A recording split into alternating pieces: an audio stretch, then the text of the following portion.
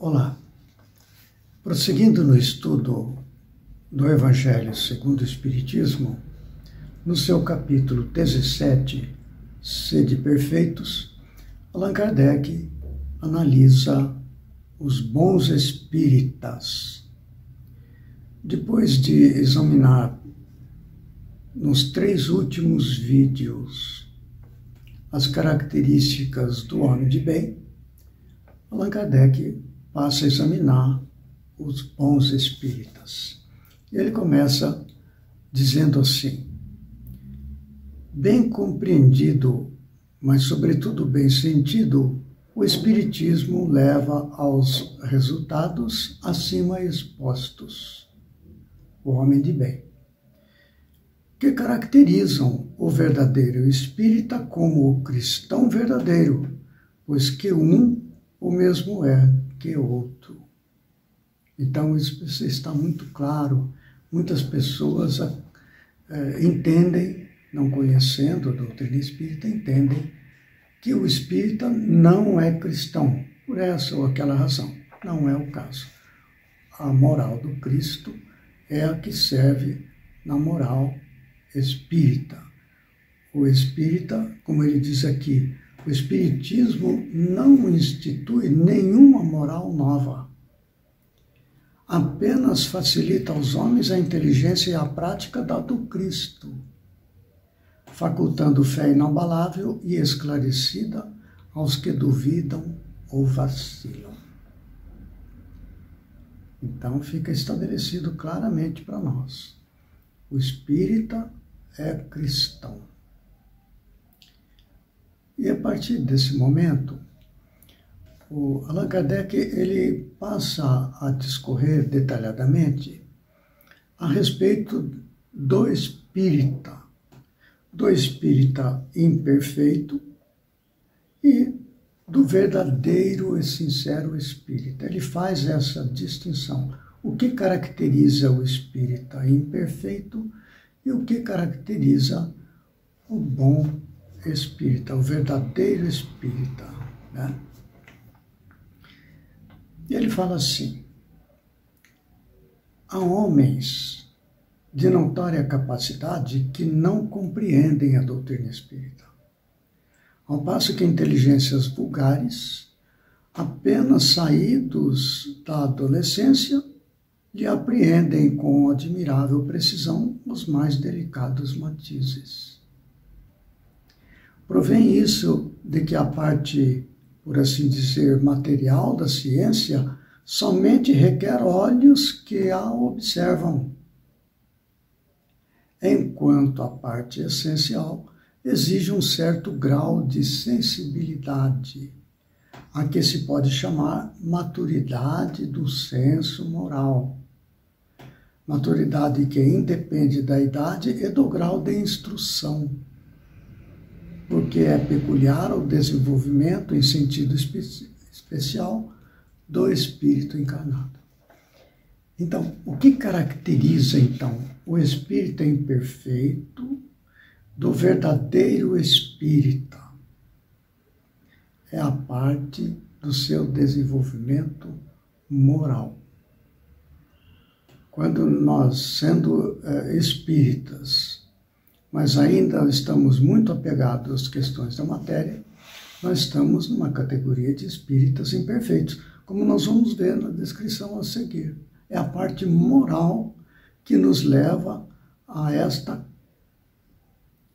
identificação do espírita como imperfeito ou como verdadeiro espírita. Olha só, falando aí sobre os espíritas imperfeitos. Em alguns espíritas, ainda muito tenazes são os laços da matéria, para permitirem que o espírito se desprenda das coisas materiais, das coisas da terra. A névoa que os envolve tira-lhes a visão do infinito, donde resulta não romperem facilmente com seus pendores, nem com seus hábitos, não percebendo haja qualquer coisa melhor do que aquilo de que são dotados. Nota que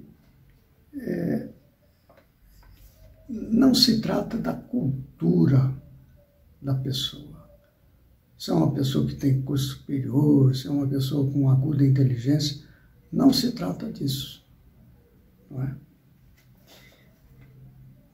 Esses, a qual ele descreve, têm a crença nos espíritos, aí o caracteriza como espírita, não?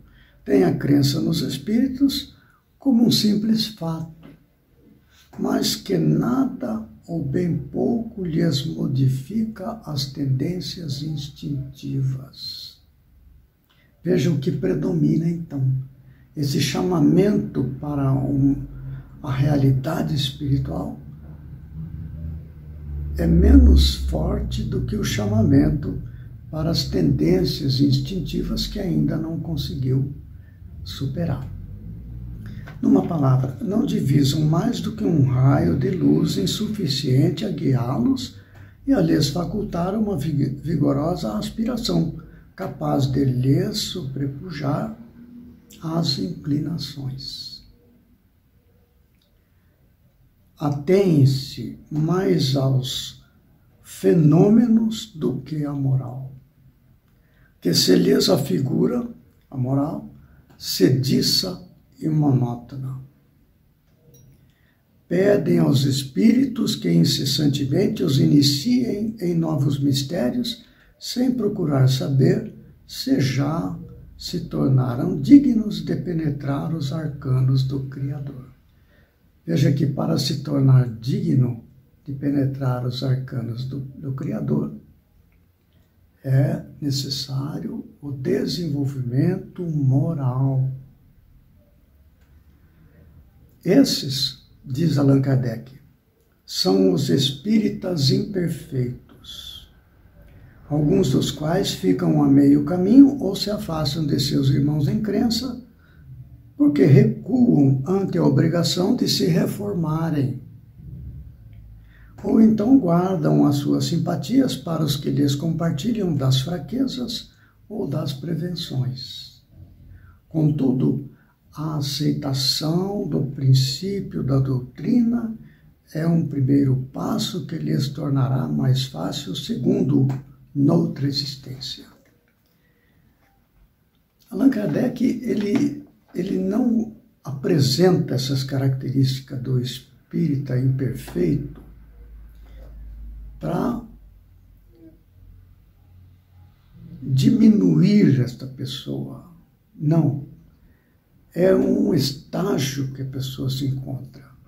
Como ele diz assim, o fato de a pessoa já aceitar estes princípios é uma evolução. Porque esta aceitação acaba abrindo a intimidade do entendimento a mais avançadas compreensões do Evangelho de Jesus como consequência.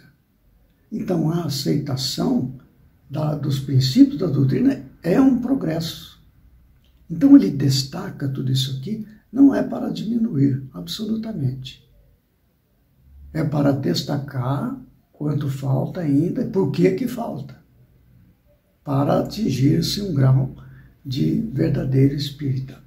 E aí, na sequência, ele fala, então, sobre o espírita verdadeiro. Ele fala assim: aquele que pode ser, com razão, qualificado de espírita verdadeiro e sincero, se acha em grau superior de adiantamento moral. O espírito que nele domina de modo mais completo a matéria, dá-lhe uma percepção mais clara do futuro. Os princípios da doutrina lhe fazem vibrar fibras que nos outros se conservam inertes. Em suma, é tocado no coração, pelo que inabalável se lhe torna a fé. Então, o que define claramente, repetindo, é a parte moral, é o adiantamento moral. Uma pessoa que ainda está muito apegado à parte material da vida, aos apegos e todas essas coisas, este está ainda na situação de espírita imperfeito. Tem algo a trabalhar em si com o passar do tempo. Esta aceitação é um grande avanço. Noutra encarnação, ele já traz esse germen e ele parte daí para frente.